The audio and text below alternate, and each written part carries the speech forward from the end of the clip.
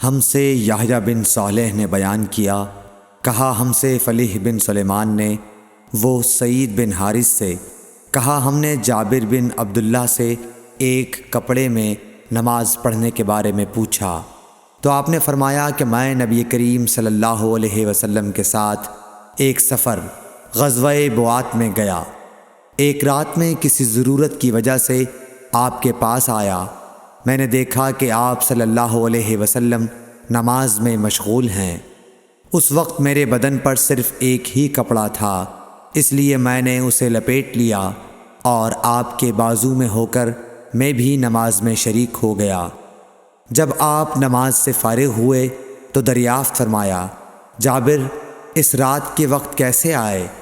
میں نے آپ صلی اللہ علیہ وسلم سے اپنی ضرورت کے متعلق کہا۔ جب میں فارغ ہو گیا تو آپ نے پوچھا کہ یہ تم نے کیا لپیٹ رکھا تھا جسے میں نے دیکھا؟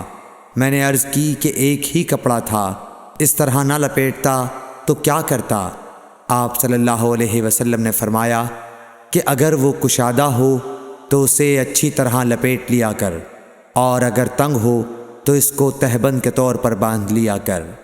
صحیح بخاری حدیث نمبر 361۔